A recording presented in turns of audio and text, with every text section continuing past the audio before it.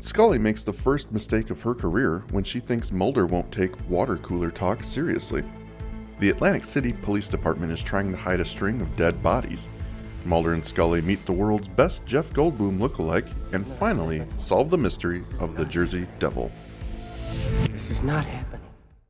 Hello and welcome to This Is Not Happening, another X-Files podcast. Sorry to interrupt your serious investigation, but I just heard a story that'd just about take your knees out. What's that? They found a body in the New Jersey woods yesterday, missing its right arm and shoulder. They think they may have been eaten off by a human. Where in New Jersey? Just outside Atlantic City. Not an uncommon place to lose a body part. They think it's the mob? It was a homeless man. There doesn't seem to be a motive.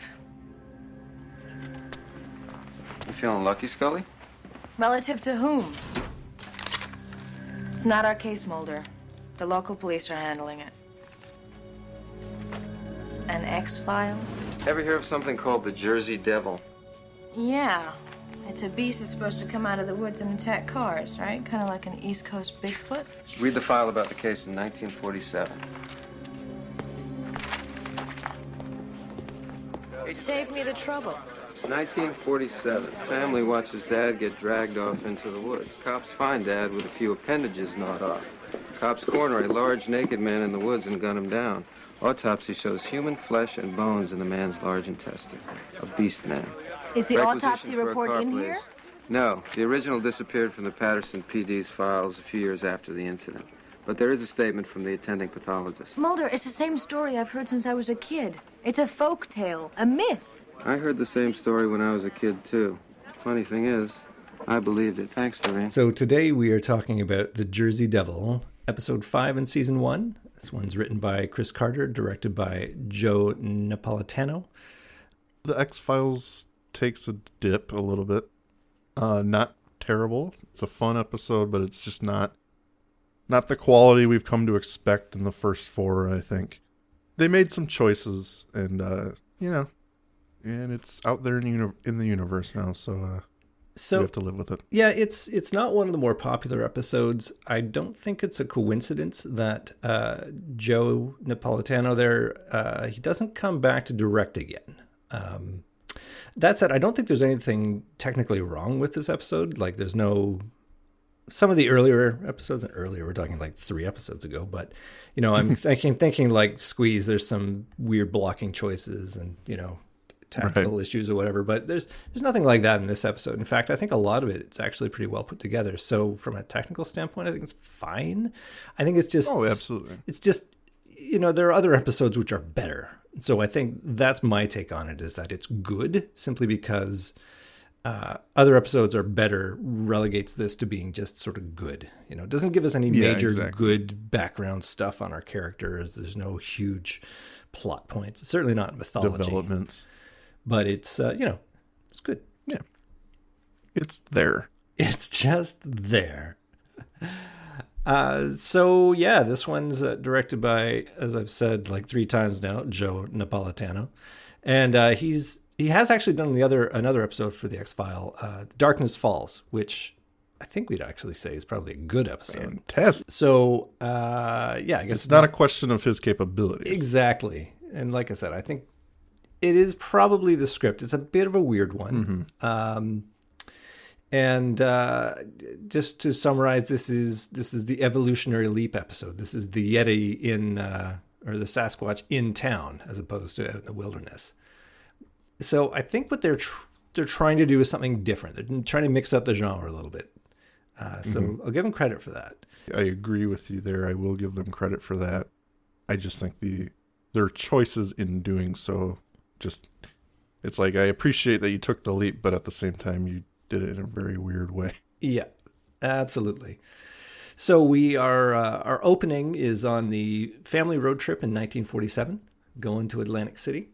And I don't know about you, but Bingo is not a song that I would have sung on a road trip, but it's a nice touch.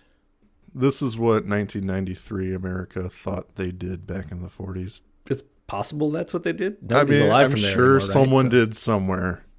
A little corny for my taste. Whatever. I will say they get great use out of like the Studebaker. I think that's what it is from the 40s. It's a wonderful looking car. And, Love those old cars. Changing the tire, they really go to town on this prop. But I got to say, when the flashlight falls out of his hands, to my mind, that's when you know it's game over for him. It's just nothing ever good happens when you lose your flashlight. Yeah. So they get a flat, and Papa goes out to change the flat, just like a good male type post World War II male would do. But I do want to point out this is the same actor who plays Chuck Burks in all the other episodes. The weird go-to guy for Mulder. Which one, though? They're all weird go-to guys. He recurs in several episodes. I'm going to go see my buddy Chuck Burks. In Leonard Betts, that's who they go to see. Badla in season 8. Season 7, Hollywood AD, they go to see him. So that... Well, I gotta say, I think he's also he does the epilogue code at the end. He does. I was going to mention that as the father and his son, but I didn't want to jump way ahead. But he gets 2 roles in one episode. He does. It's great, and I love how he says, "My father told me this story," and it's like, right? Okay, your dead father, or what? 2 completely different families. That's right. It's just remarkable genetic similarity. Is what we're looking at. But yes, he's dragged out in the forest, and his wife is frantically calling for him. Like, I guess she's not acquainted with horror movies. Yeah, so what never happens get in out them. of the car. But, yeah. I mean, honestly, when he dropped the flashlight, he should have just gotten in and drove off on the dead rim. There's nothing else to do at that point. Yep. She spent a significant amount of time out of there. Yeah, I'd say there's no danger for her because she's not the target, right? Like he's the one that gets dragged away. But yeah, it's generally not good practice in a horror movie. But in I do like their cut to the search party the next day, and give it credit, it's a lovely looking shot. Like I do like the search sunlight party. coming through the mist. That whole shot. And they do find him. His leg's been eaten off. I love their fine medical assessment because they look at him and, 5 seconds later, someone says, "Hey, I got something over here." And everybody leaves, This would be the first issue I have with the episode. The guy yelling, "It's as tall as a house." Given what we know when the episode ends, I'm like, a little bit of an exaggeration, but maybe not. Well, but I think they're hopped up on adrenaline and they've seen this guy's arm got torn off or whatever, or leg's been eaten off, excuse me. So, I think they're entitled to be a little bit freaked out at what's going on. And they probably are seeing something they think is the Jersey Devil. This is where this story originates. Or maybe it's been going on for years up till now. Yeah, and they all basically come to one man's aid and fire into a cavern of sorts because they see the creature there, and we cut the title. Now, is that what they call American justice? You shoot first. Yeah, exactly. Get him. It's coming at you, and it's 10 feet tall. Yeah. So after our break, we're back at FBI HQ, and again, giving them credit, they launch very quickly into this episode. They don't beat around the bush. And I like it that Scully brings it to Mulder. And she brings it to him in the form of hot gossip, though. She doesn't bring it to him like, here's a file we've got to investigate. She makes it a very critical mistake here, thinking that a one-off story wouldn't perk up Mulder's senses. Yeah. It's funny, I have 3 X-Files that relate to that very thing. Did you say Atlantic City? That's in New Jersey. But yeah, he immediately links it to the 1947 cold open that we had there. And then, of course, he name drops the Jersey Devil. Like, this is 2 minutes in the episode, and he's like, "Oh, that's what it is." So we're going to go for it. And already, although in this one it's a little different because he gets it wrong initially, and then he gets it right. But he's got a little variant on his superpower right now, in that he's able to say that this is what it is, and we're going to go and find it. To give the listeners a quick rundown of how fast Mulder jumps on this case, Scully comes into the office to him reading a porno mag, reading questionable. Right. And by the end of the conversation, they are out in the lobby of the FBI underground, and he's requisitioning a car in the span of 2 minutes. So, yeah. And it's all the same conversation. There's no weird cuts or anything. He is ready to go. Didn't have any other files he had to close up. It's like, oh, well, I guess though, if he is reading softcore, then he is clearly not busy. He's all caught up. That's right. I do want to say this is interesting in this so far is usually someone signs off, presumably Skinner, but they never really show us that aspect of it. Mm-hmm. So does Mulder take all these cases and then get sign off? Because I don't think that's how it works. Well, I think when he gets in trouble, that's definitely not how it works. But then he just jumps and requisitions a car. We figured out he's a free agent, essentially, as far as the X-Files are concerned. Like, he's been given some sort of special status that he can pick and choose his own cases. Pretty nice dream job, in an investigative sense. But I'd forgotten that they make a point to have the car requisition at this phase of the episode because they call it back later. At the very end. It's a nice little bit of continuity. It circles back there at the end. So remember that we are requisitioning a car at this point because it will come back on the test at the end. And from there we go straight to the coroner. Right? We go straight to the coroner in Atlantic City. Now, I got to ask if it's vital that we set this episode in Atlantic City. No. I mean, it had to be New Jersey because it's the Jersey Devil. The Jersey Devil, right.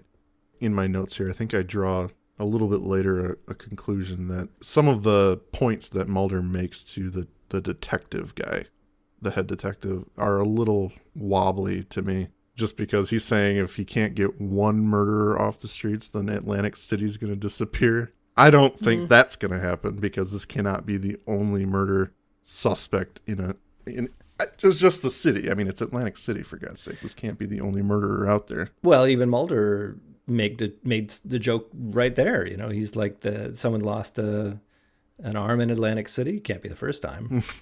Right. So I hear your point. I think, though, what he's saying is the nature of the murders, this cannibalistic nature is going to put people off their casino visits.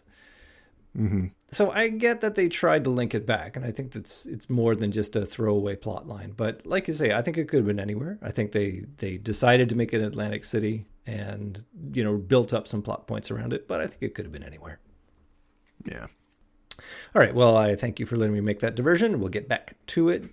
The coroner is very cooperative and very nice, but Detective Thompson comes in and is not. And I wonder how many times in the course of the X-Files they're going to use that old trope of local law enforcement being protective of their case.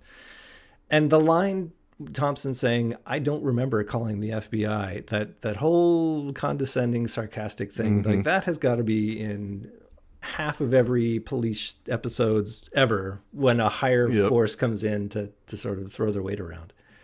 They kind of ride that line of, okay, they're either really hostile or very willing to have the FBI's input. They never really go the go between. Oh, you're here? There. Well, we could use the extra hands. Sure. Come on down. Yeah. He's a dick because he's written that way. He's not given a chance to be nice. But while you're here, why don't we go and have a show and a beer? I'll show you the town. But he clearly wants to solve this case himself, or at least he wants to solve it in his way, which is probably quietly and fatally. He doesn't really want to solve it with the justice system. And I guess you can't really blame him because I think it is as Mulder calls it later on. I think he does know that there are greater interests at stake, and he's got, a fine timeline to deal with this before it gets to be a big problem for him. Yeah. But I do like then how Scully humanizes this exchange, basically asking Mulder, well, how would you like it if somebody came in and honed in on your case? And I think it's very fair to say that he would probably not like it at all. But anyway, he wants to stick around and dig up some more because this case has piqued his interest. But Scully does not. Throws the keys at her. Yes. When he decides to stay. Here you go. Just chuck him at the roof of the car. Fill your boots, Scully. Go attend your godson's birthday party. Hope you enjoy it. Yeah, she's ready to go, of course. There's not much they can do. And Mulder's, I'm not going to be swayed so easy. I'm going to chill here and see if something happens. And at the casino, which is provided to establish some local color, I like how he's going to make a phone call to the park service. And the shot of the guy walking by and checking the payphone for an extra quarter, it's so just accurate. Such a throwaway, but I love it. It spells out in that one action I mean, I've never been to Atlantic City, but I have been to a casino, and you do see desperate people in there. And I just like how it's like, free money? No free money. And he walks on. It's a really nice little touch. I liked it. So Mulder gets a visit to the crime scene in the park. He's delivered there by Park Ranger Boulet. I like this guy. I like him too. I like his homey folksiness. He's a cool customer. Yeah. Been on the job. I like that he's willing to entertain Mulder's theories, and they're just kind of two guys bouncing stuff off each other. He's not afraid to say anything until it gets a little too like, well, if it ever gets out that I said something like this. Yeah, he doesn't want to jeopardize his pension. Yep. Yeah. So, I mean, but he's obvious and honest about it, so. Yeah. I just like their interaction. Yeah, he doesn't discount anything Mulder is throwing out because he's seen stuff on his 32 years, and finally here's somebody who might put some sense to it. So I like that they formed that bond. You know, this is the guy. And he's even the one who says it first, right? The devil. He does. You know, the park ranger, he brought it up first. Yeah. So which I think that's kind of cool. It is. But he does make reference to a naked kind of animalistic fellow that he saw from a distance who smelled him. He found some human scat, bones sharpened into tools. So lots of little clues that are suggesting there's a caveman running around in Atlantic City. And definitely some foreshadowing for what our intrepid agents are going to find.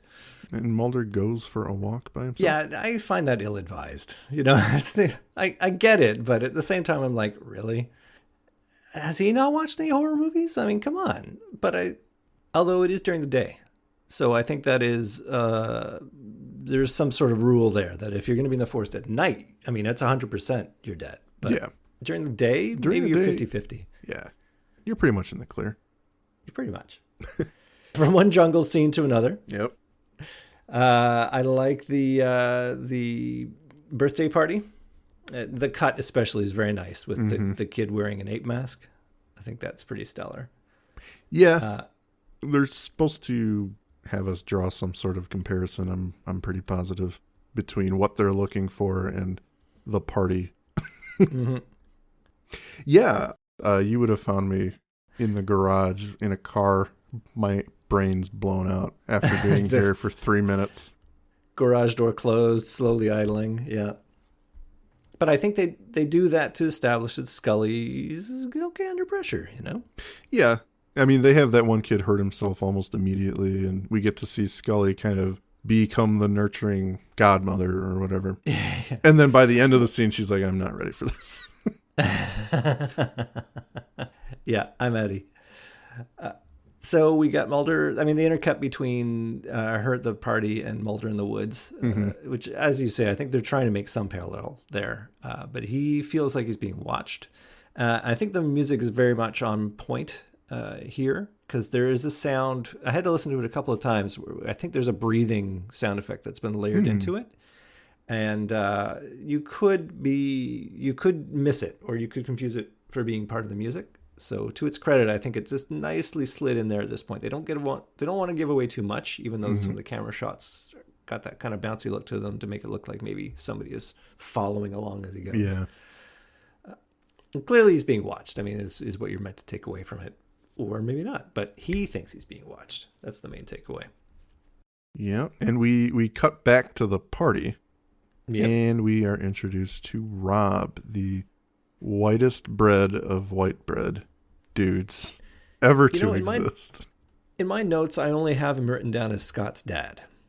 And that's how much of an impression this guy makes.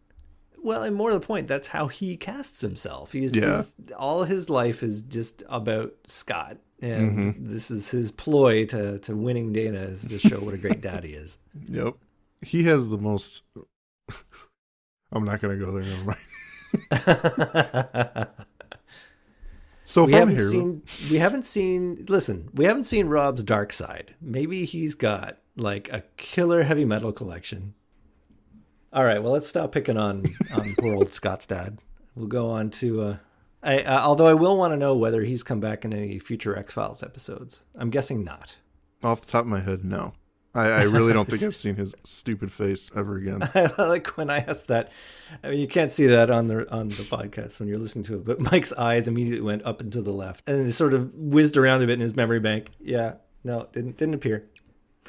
All right, so Mulder is back in the fine city of Atlantic City, where they have set dressed the heck out of the Mission Street. Like, it looks like a bomb went off on this street. It's a really dark kind of Skid Row they got going on here. Yeah, it's like trash on the streets, and that little shanty town set up outside, which I mean I haven't been to Atlantic City, but wow, if that's what it was like in '93. Bleak picture, that's for sure.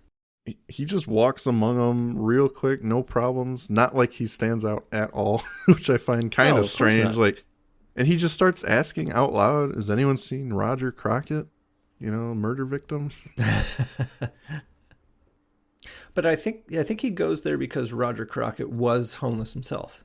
I think that's the link. So he's like, "Where do I find homeless people? I'll go to the Mission in the shanty towns, where he probably asked around, and they told him, if you want to hook up some homeless people, go down the Mission." But he does meet one.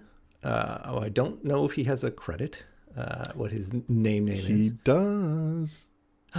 I cannot think of this actor's name, but he is a recurring character actor. He next shows up. The one I can think of, he's in the last episode of season 3 as the guy who kind of loses his mind. Oh, okay. He has watched this show many times. He has an intricate set of notes that he will refer to whenever. So, they have a conversation, and Mulder trades some money for information. He finds, I guess with a little bit of green, he'll get his way, and that way is a sketch. Do you think it's worth $50? That's what I'm guessing. I just love that Mulder takes it. Yep, this is confirmation of what I am looking for. And this is now evidence. Have you seen this? But I like that the homeless guy does give the first taste of how what the impression of local law enforcement is like. They are aware, and they are not doing anything, and all of us are kind of on edge and scared of what's going on. But he does say this figure has been going through trash in the neighborhood. So Mulder now knows where he should be looking, and he knows what he should be looking for based on this kind of shaky evidence. And in exchange, he gives the dude his hotel key, and they're going to trade places. I can only imagine the concierge is not going to be happy with this exchange. Again, it'll show the depths he'll go to, no matter how ill-advised. Sleeping on the street with a blanket, just to hopefully catch a glimpse of something. But it's also like him showing compassion for this guy. He helped him out, even if it isn't anything. Right. He's going to give him a room for the night. It was. And they have HBO, which was the ultimate hotel amenity in 1993. You know what he's going to order. Yeah, that's right. I'm going to run up this bill.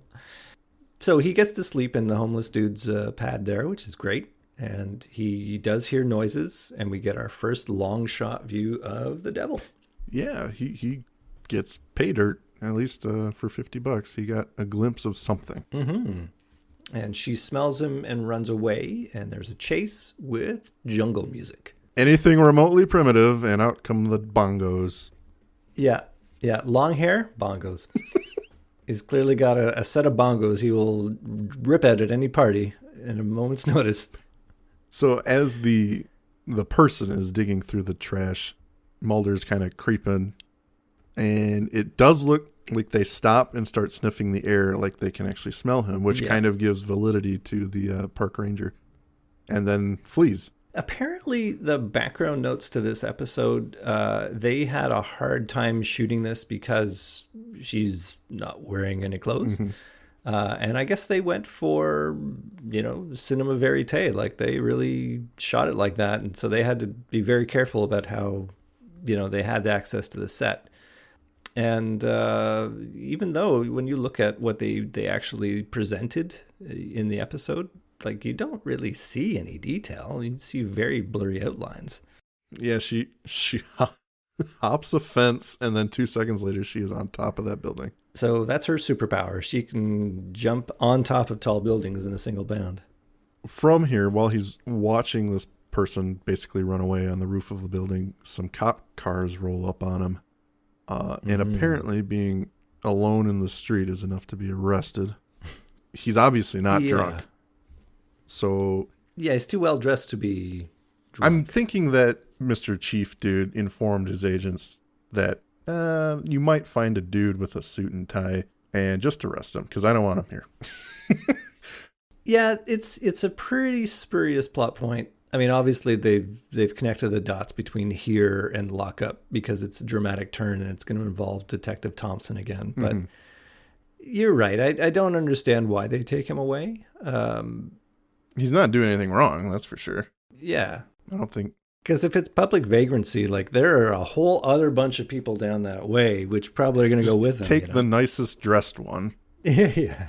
They catch him on like a Friday or Saturday morning, late morning or whatever. But that's because he's being a dick to Thompson. He's not playing ball. He's not going to go home. You know, this is not about what he's done. It's about why he's done it. You know, he can't go home and let them do their thing. He's going to be in their way, so he's got to get put on ice for a bit. Yeah.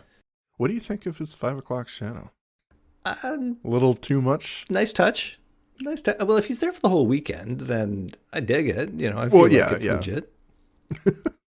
Mulder is arrested, and we cut immediately to the interrogation. Big boy comes in and is a little upset that this is what they got him out of bed for. What the hell do you think you're doing? Enjoying the nightlife here in beautiful Atlantic City. I'll go right to the DA's office if I have to. Obstructing an investigation. Misconduct. That's good. Let's go see her together, and while we're at it, why don't we add withholding evidence to the list? What are you talking about? Statements given to you describing something stalking the back streets of Atlantic City. This is the fishing trip they get me up at 3 o'clock in the morning for? Unbelievable. Why else would you be sweeping the streets tonight? You know it's out there. I got a perpetrator out there. Whether it's Hannibal the Cannibal or Elmer Fudd, I've got a job. To protect people. Oh, is that your job? Or is it to keep the dice rolling, keep the tour buses rolling in?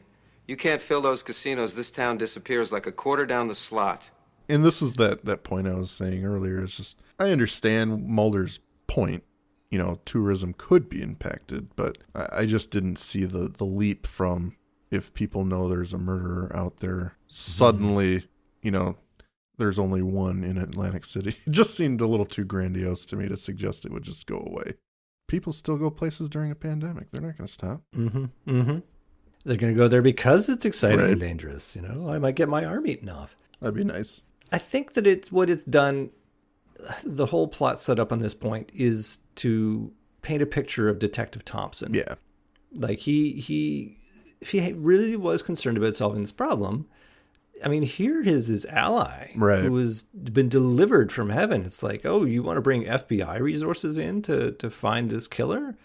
Absolutely, I will take that help. But for whatever reason, no, he's got to do it his way. He's got to use his own resources, and he will not accept help from a higher power. So, I mean, I think there are people like that. Oh, for sure. I'm not sitting here going, I don't believe that's possible. But, you know, obviously unfortunate because you want to have that overwhelming police presence on a big issue like this. But anyway, that's not how he's built. Yeah, he strikes me as someone who wants to solve a crime for the credit rather than doing the right thing. I don't think he even cares about the credit in this case because he wants to solve it kind of quietly.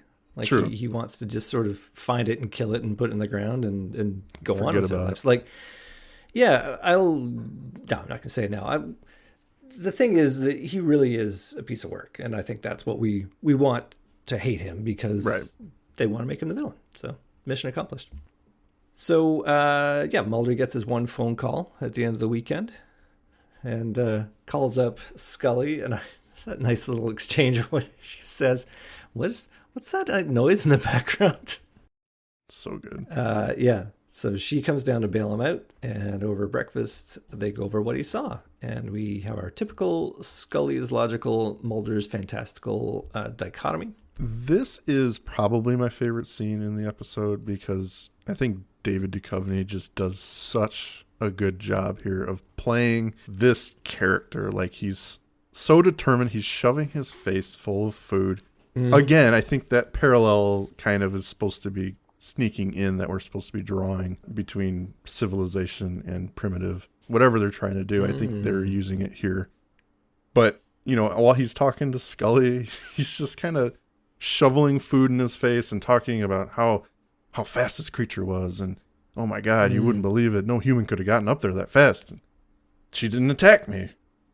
Does he call it a she at this No, point? we still do not know it is a woman. Yeah.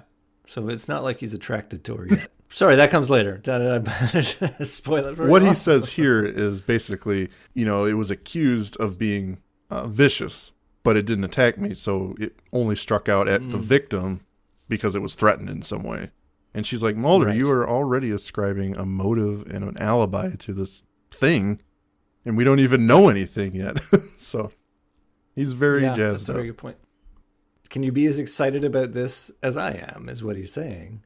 And she kind of drops half a bomb here, and she's like, outside of work, I would like to have a life. I have a life.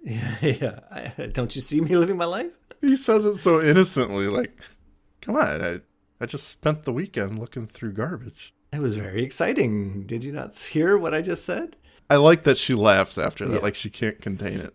It's kind Well, of fun. I like, though, that we get the sense that she is going to try a real life on for size. Well, we already know that Scott's dad is boring milquetoast, but maybe she wants the counterpoint to the exciting life that she's got. Maybe she needs a little bit of easy. If she did want the opposite end of the spectrum, she could not have chosen a better person than Rob. I'm sorry, do you mean Scott's dad? Extremely safe dude. And then you've got Mulder over here on the other end. Literally tossing the keys and walking away. Yeah. Yep. But on our way back, we're going to visit Dr. Diamond, who I'm sorry to say does not recur. He does not come back in future episodes, but is a really neat character. But he gives us, I like him. Gives us a big exposition drop about wild man myths and some backstory for Scully having gotten her degree here at the famous University of Maryland. Mm-hmm. And I think this is kind of cool. Like Scully had this set up before she went to go meet Mulder to kind of under the idea that she could bring him down from whatever he's gotten himself into. She called an old professor. It's like, maybe this guy, an anthropologist, can talk some sense into the theories that Mulder is already believing. And I think it's cool that by the end of the conversation with him, Mulder has moved the chess pieces and kind of turned him against her in a way. Just about every culture has one. Yeti, Sasquatch, Russian Almas, the Sonequa. Why is that? Well, it's a kind of universal wild man myth. A symbolic fear of our dual natures as humans, as creators of life and destroyers of it. What's this chart? It shows the historic entry of man onto each continent and the effect it had on other animal species, which, as you see, has been disastrous. Why? We humans have retained hereditary traits through evolution that have proven to be extremely destructive. We tend to be tribal and aggressively territorial, oriented by selfish sexual and reproductive drives that make cooperation beyond the family or tribe extremely hard for us. So we kill other species in order to survive? Yeah, humans are top carnivores. We sit at the top of the food chain and we reduce other species' chances of survival. It's nice to know Dana left here with more than a degree. But what if something entered the food chain above us? No, it won't happen. See, our intelligence virtually ensures that, barring the introduction of some alien life form, we will live out our days as rulers of the world. But what if through some fluke of nature, a human was born who reverted to its most animal instincts, a kind of carnivorous Neanderthal? Wouldn't he occupy a space above us on the food chain? Oh, sure. All he'd have to do is wait outside any fast food restaurant and eat us on the way in. Right. Yeah, and haven't there been cases where men have been raised in the wilderness by animals who have no language and hunt like predators? Oh, yes, several. You see, but cannibalism is rare, even among the lower mammals. But even when faced with extinction? Well, maybe in the jungles of New Guinea. It's just highly unlikely that what you're suggesting could have survived civilization or evolution out in the woods of New Jersey. Highly unlikely, but not outside the realm of extreme possibility? Well, it would be an amazing discovery. It feels like a cross-examination in a courtroom. You know, that kind of questioning, like, but you're not saying it's impossible, right? No, I guess I'm not saying it's impossible. Did you get that, jury? Yes. It's not impossible. I rest my case, walking away meaningfully. Now we have our I guess, cross-cut between Mulder and Scully. He's looking at pictures and she's on a date. Yeah, we get Mulder being Mulder, obviously cannot take himself away from the case. He's going through pictures, and one of them happens to be a very juvenile drawing of the famous, that Patterson-Gimlin film footage from the 60s, I think it was. Yep. Where the Sasquatch is walking through the ravine and kind of looks back at the camera. Famous, the most famous Bigfoot video. And then it shows her on the sure date. What we're meant to draw there, or maybe we're not. Maybe that's I just think giving if anything, notes. It's kind of what we were just talking about, you know, the opposite ends of the spectrum. Could she go this way or this way? Mm-hmm. I don't know that we're meant to draw that, but I do. It could very much be showing that he does not have a life outside of work. And we all know he does not. No. And in fact, I'm thinking of the end of Jose Chung's From Outer Space, when Jose Chung is narrating the lives of these agents, and he does mention how one of them sort of has no life and is driven by his passions, and it's literally Fox watching TV footage, which is the Sasquatch. Yep. So I wonder if they literally. Well, thank you. I have my moments, not as many as you. But no, that was awesome. I didn't even think of that, but it fits perfectly. You heard it here first, folks. So the date. I gotta say, she's dressed up pretty darn nice. An updo. Very, very interesting. Nice, yes. Isn't Scully supposed to borrow her godson and then they'll all go out together as a faux family? Is that... Yeah, hi, I'm just going to take your kid and go out with some dude. I'm really interested in Rob, but I can't go unless I have your son with me. He needs to have a 2-child family unit. Yeah. And I think we can see on her face that she's not really into this 100%.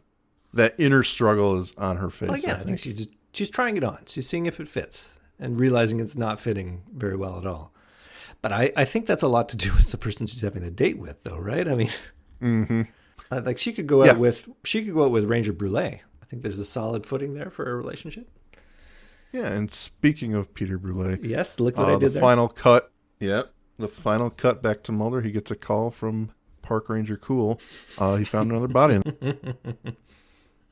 Well, not just any other body. This is an 8-month-old cadaver that he has stumbled across.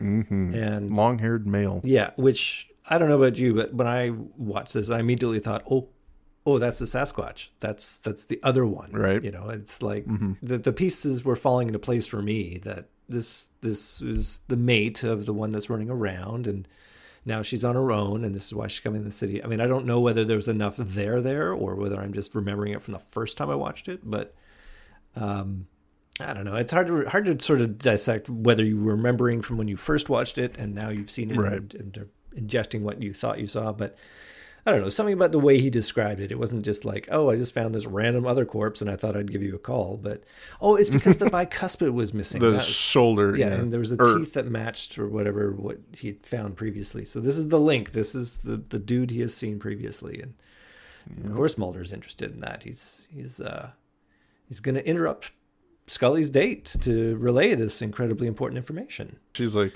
sweet Jesus. Oh, I got to go down to Atlantic City. Like manna from heaven. Yeah. Yeah, but it's just so common though, right? She's like, oh, my pager's gone off. Oh. Do you think her pager says trust no one? It's Mulder. Yeah. Look at that. Got to call old Spooky. So she drops her date and goes to Atlantic City, and at the morgue, the body has disappeared. Dum, dum, dum. So Mulder suggests that the whole thing is being swept up under the rug, and he's not very happy about it. Thinking my amazing discovery here is they're taking it away from me. Yeah, they're trying to keep it quiet, so they took the body. Professor can't see it, so they want to capture it. And so we get to assemble our party of adventurers for the monster quest. Mulder and Scully and Dr. Diamond and Ranger Peter Brule.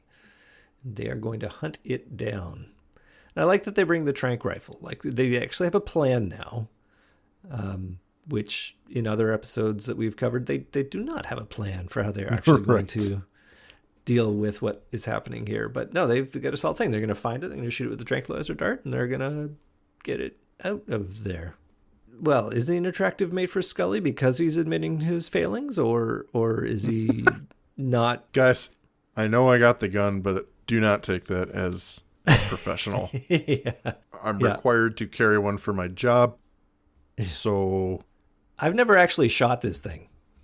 Really, the best thing is if it falls on the gun and I accidentally pull the trigger. Like, that is 100%. And even then, it might just be dirt. Yeah, I don't even know if this thing's a real tranquilizer dart. But they head into that building.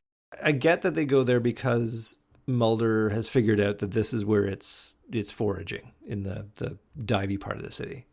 Yeah.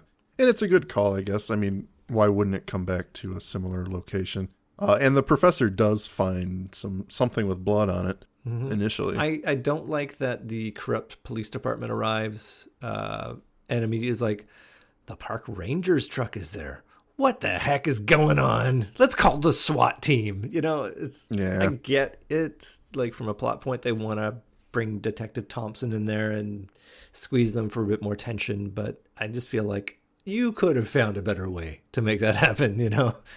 We're 5 episodes in, and how many times has she yelled out for him and got no response? Like, shouldn't she have learned by now that calling out his name does nothing? Does nothing. Like, literally, just you could throw a coin in a random direction, and that's where he is.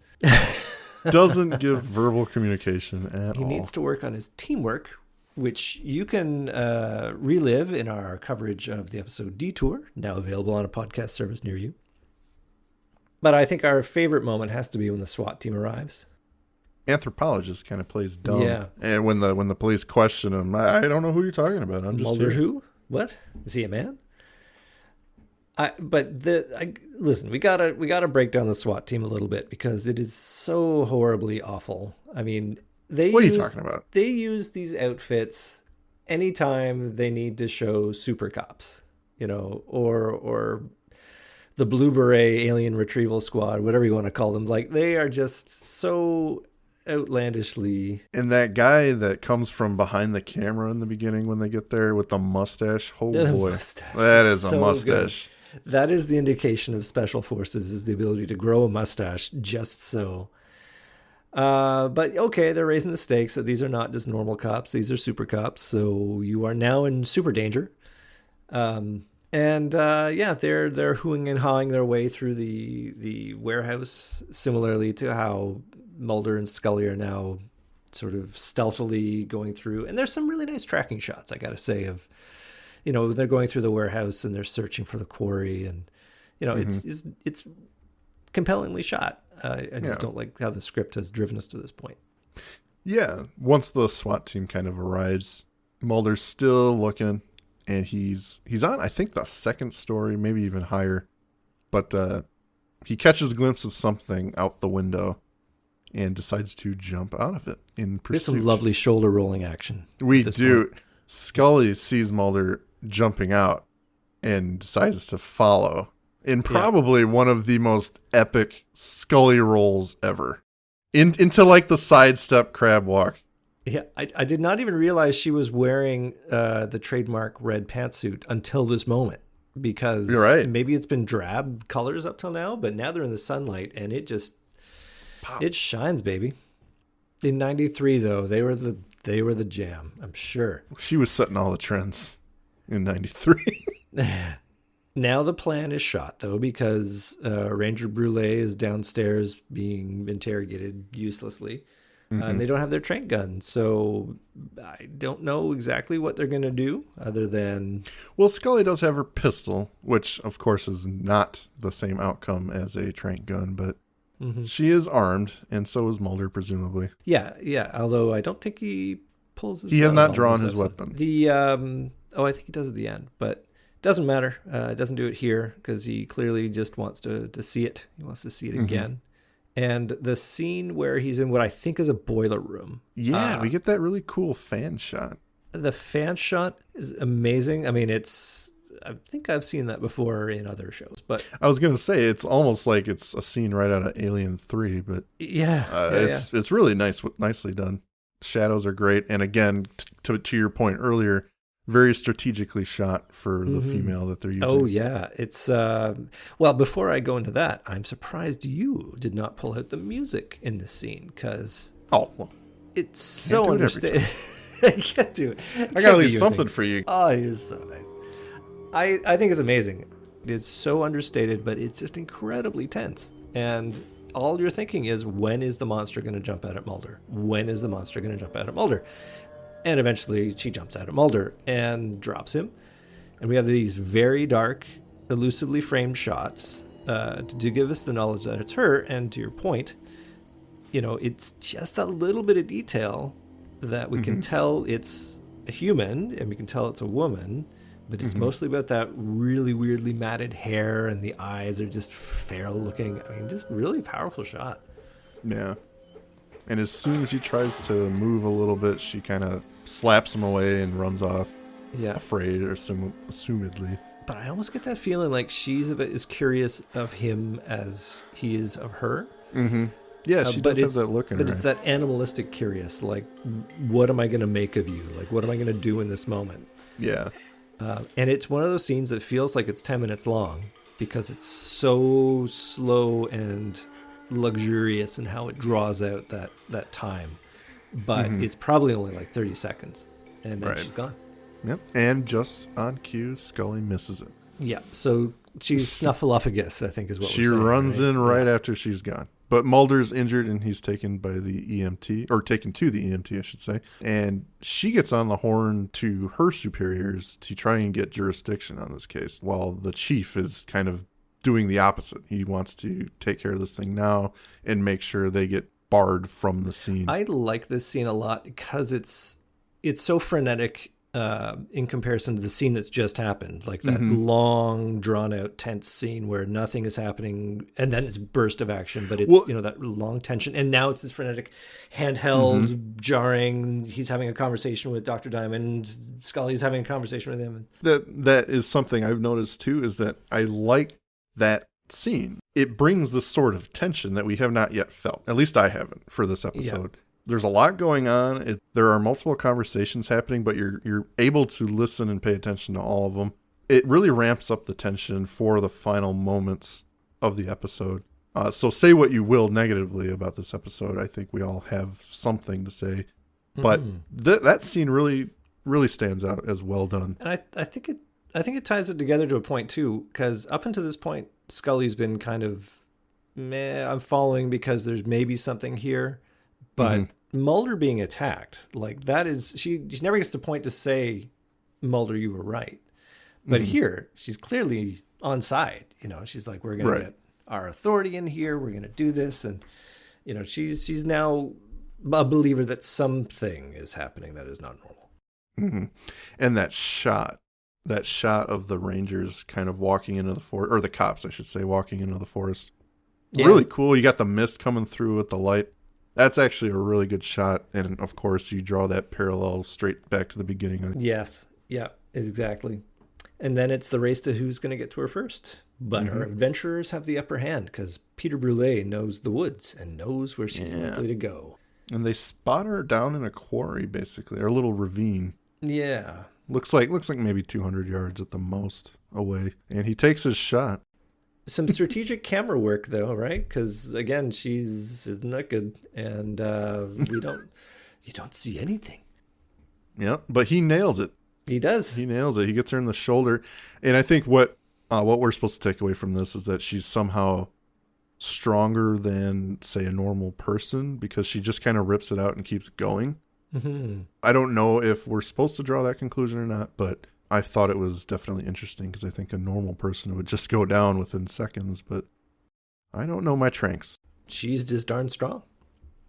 Either that or Brûlé. Either that or just maybe it's slower than I'm assuming it is. I have no idea how fast that would work. But what would be awful would be that the tranquilizer just dulls her senses to the point where she can't defend herself, and then the cops shoot her. Yeah, that would be sad. That's probably what happened.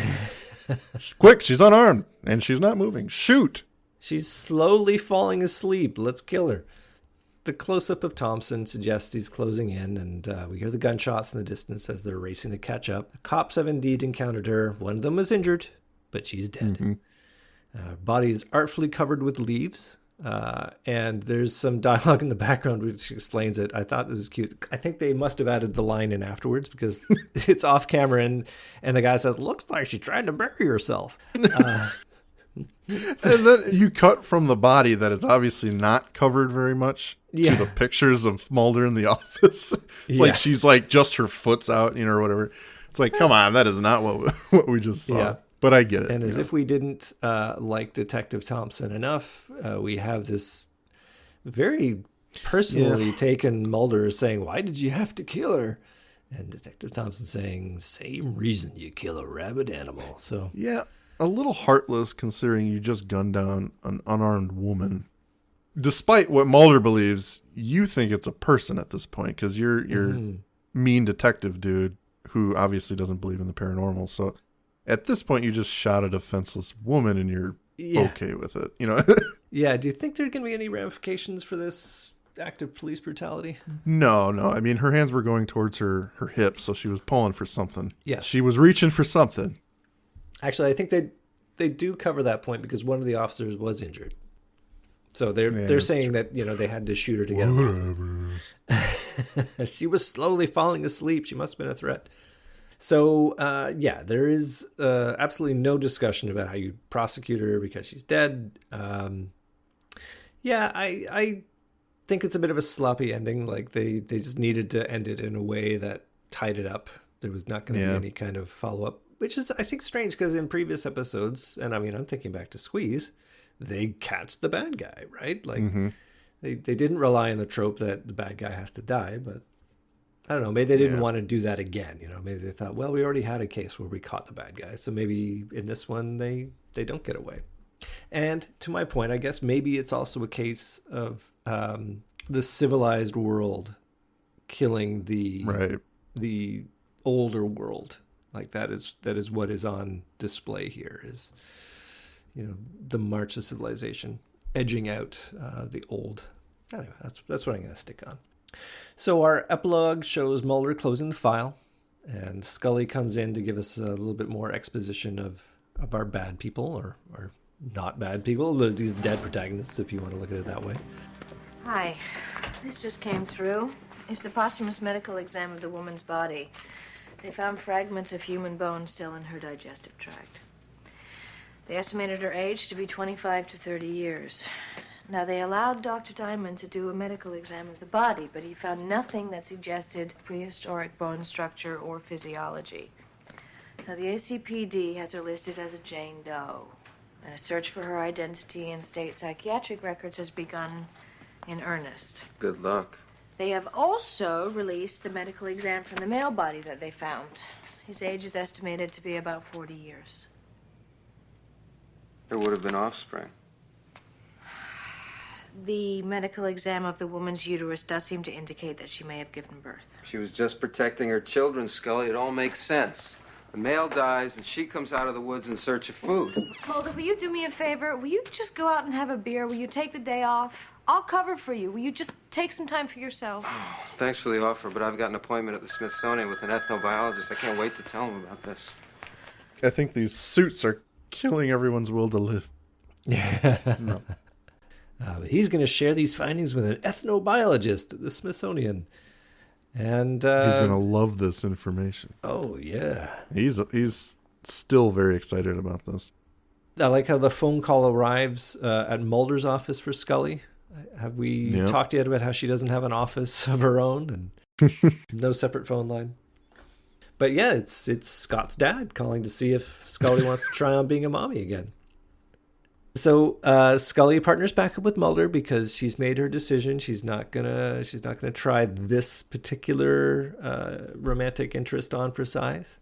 But it's as he's requisitioning the vehicle to go for his trip to the Smithsonian. So I like how they circle back there. And then it fades to a man hiking with his son. Yep. And again, the same actor as in the intro. I think it's a nice touch that they used him. It's cool. I like it. They certainly got their use out of him. That's right. probably shot on the same day. They did the first part in the day first, and then they did it at night in the Studebaker. Yep. And then the big point, of course, is that the camera pans down to see our little Neanderthal girl hiding in the forest. And obviously she's going to be the next generation of Beast Woman.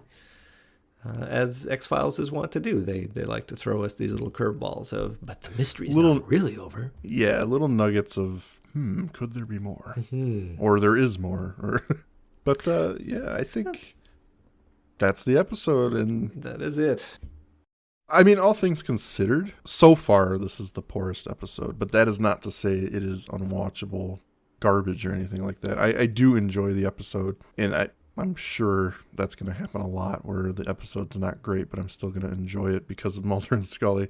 I think they do have some good back and forth in this episode, which makes it more watchable than some others. I don't personally think it landed as well or however they wanted it to. I like the idea of using a Jersey Devil, but I think the reveal for me personally is just a little too bland, because at the end we're led to believe it's just a person.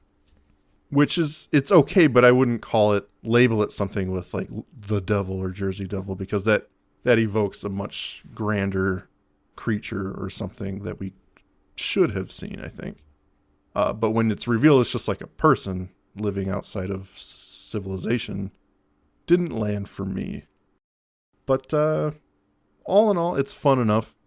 It's not great, not terrible, just is for me. Yeah, I sort of feel the same. I think it's a good Monster of the Week episode, but I don't think it's received as well as other episodes, simply because a lot of other episodes are great. So by definition, you're going to look at this one and go, it's okay. I don't think it's bad. I think there's some other episodes we would point at and go, yeah, that one's just bad. But for me, it's about how they've written Mulder in this episode and why he's so doggedly determined. And I don't really buy it, because this begins a trend of him just sort of chasing the truth because it's the truth. And, his obvious first interest is for his sister and that whole mythology arc. And we understand that because it's so personal to him. But in this case, especially his ending of, why'd you have to kill her? And it's just so powerfully given, but it doesn't feel earned. It doesn't feel like it came from anything other than, he's just high on adrenaline and his favored result didn't happen. I mean, if he was there and he saw that she was attacking this other police officer, maybe he'd be like, man, good shot. This is right. Obviously you had to do what you had to do. I mean, he's still a law enforcement officer, right? So, it doesn't ring true for me, which is probably why I didn't like it as much. But in terms of the rest of the episode, I think it's well done. I think it has some really nice moments. Certainly, we've already identified 2 shots that are just like, this is excellent work in terms of putting a shot together and how it goes. So there are nice moments in it, but just it doesn't land at the end. And I think that's what you're left with, right, is how it sort of all plays out.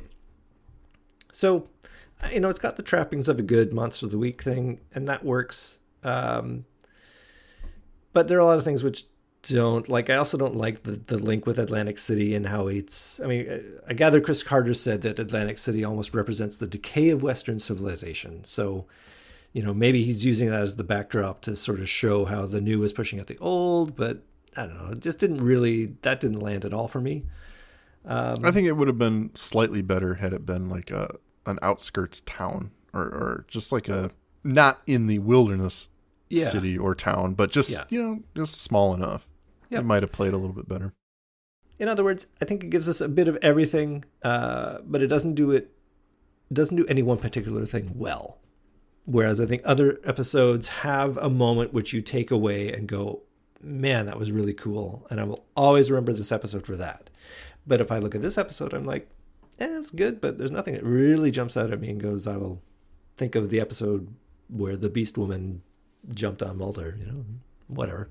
Good stuff. I did want to say one more thing. I wanted to save this for the end because it's dumb, but I was pretty happy with myself. Halfway through the episode, when Scully gets the call from Mulder, and he's in the drunk tank, the lady who tells her about the phone call She's like in the background. It is the victim, the first victim from Too Shy, that lady in the car. She's like half blurry. I'm like, that's her. I'm like, I know that face. Nice. Nicely done, sir. I didn't roll out my superpower at all in this episode, which is to what if the thing to death. And the only thing on that front is, you know how we've talked about in some episodes, you have the perspective of the monster constantly. You know, you're seeing it from their point of view, and that's kind of the charm of the episode. This is obviously a case where the other is happening. You don't see anything about the monster until much later in. You know, it's more conventional maybe, and maybe that's another reason we forget about it. It is the case of the intrepid investigators hunting down their leads and tracking the monster to its source, and then ultimately there's a resolution. So maybe that's another reason that it doesn't really have anything exceptional about it. And that's just, yeah, I concur with that. And that makes me think about what I'm saying when I say the reveal is a little too bland. Maybe they just didn't have that kind of cachet on the back end. Like they're like, well, it is just a person. So if we make it too creepy, I don't know. I think the only way they could have made it better in that sense is if because Mulder does to some extent idealize this monster, and I'm using the word monster generally. So he's like, you know, making up a story about its life and why it's here and why it's important to find it. And I think it would have been really interesting in that moment in the boiler room where they do have that confrontation, if it was in a way more violent, like if he was really suddenly given the idea that, oh, everything I thought about this creature is wrong. It just wants to kill me because I'm in its way, you know, and he barely escapes or something. But they take another tact of just having her run away and having him feel sympathy for her. And I don't know, just a little conventional maybe, and that's another reason it doesn't really land for me. Gotcha. Well, that is Jersey Devil, everyone. I enjoyed it. So it's been real fun talking about it with you, even though it wasn't probably the best episode ever. I think we found some interesting beats, some great scenes. Yeah. And we'll be talking about Shadows next, which I think is marginally more interesting. I have a life. Thank you for listening to today's episode. If you liked what you heard, please rate and review on your podcast app of choice. Andrew and I would be eternally grateful to you fine people for helping us expand and get the word out. Also, we've got a killer group on Facebook. Feel free to join in on the discussion at facebook.com/groups/thisisnothappeningpod and become an official member of the syndicate. We do polls and we have questions for every episode to give you guys the opportunity to chime in and possibly let your voice be heard on our recordings. And please join us on our new Twitter at tinhxfilespod, no dash, to stay up to date on everything, moment to moment. Thank you, and remember, don't stop swimming. It's that time, everyone, the Magus Media Production sales pitch. Please check out our homepage at magusmediaproductions.net so you can stay up to date on all of our shows. Check out our Facebook group, facebook.com/groups/magusmediaproductions, both of which have our Discord link on it, where you can join us for live shows as we record them for future release. At Magus Media Prods on X, our Patreon, patreon.com/magusmedia, where a $5 donation will help us keep the lights on and bringing you new content, and you get some stickers. Thank you for your consideration and support.